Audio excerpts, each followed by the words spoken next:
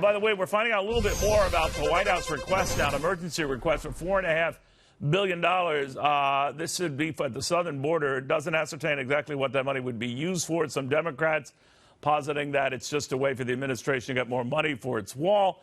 Let's get the read from former Louisiana Governor Bobby Jindal. Governor, good to have you. What do you make of this request? Neil, first of all, thank you for having me back. Well, look, I think it's a reasonable request. The White House has explicitly said this is not money for the wall. It's money to address the crisis on the border. The Democrats have a real choice. Do they want to play partisan politics or do they want to solve this border crisis problem? You know, if they just want to play partisan politics, they'll continue to delay and say we can't do anything unless we do comprehensive immigration reform. Neil, that's an excuse. The reality is we've got a broken asylum system. Whatever you think about the wall, whatever you think about illegal immigration or legal immigration, I think folks on both sides can agree we've got a system that's not working. You've got unaccompanied children. You've got families that are coming across the border. You've got folks that think if they get here, they'll be granted asylum. And we're not doing a good job separating those with legitimate asylum claims and those that are just coming because they want a job or they think they can get a better quality of life here. I'm wondering if the administration were to use this money for a wall, obviously, you know, the reaction would be among Democrats and all that. But I agree with you, that would be a little too brazen. But there is this emergency. There is this crisis. Jay Johnson, Barack Obama's Homeland Security Secretary, saying as much. Cory Booker, the Democratic presidential candidate, senator from New Jersey, saying as much. So there does seem to be agreement, more agreement than certainly there used to be, that we got to do something. But what?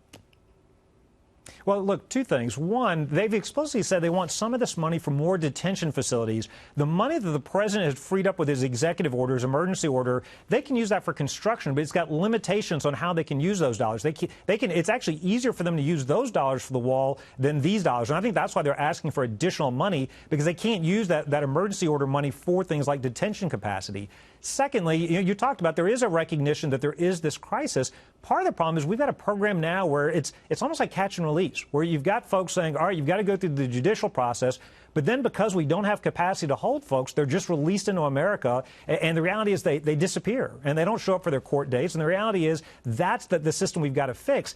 The people that are really suffering in this are the children and the families that are lured here by this false promise that, hey, if you get here, you'll be given amnesty. The cartels are making billions of dollars off their suffering. And so this is a system that needs to be fixed. I think if the Democrats would work with the president and say, look, put aside the bigger issues. We don't have to solve every problem. Let's focus on this problem today. And let's truly focus on people that have legitimate claims. Look, I think we're a compassionate country. People that are truly fleeing religious or political persecution have legitimate claims. Yes, we should be helping them, but there are many more tens of thousands of other people that are trying to abuse that process to illegally come into our country. If they want to come here, and I understand the desire to come here, they should do so legally. They should go through the legal process. So, look, if Democrats want to be reasonable, they'd work with us. But look at Joe Biden. This is a great example. On the Obama and Biden administration, they believed in deportations. They believed in, as senators, they believed in voting for the border fencing and securing the border.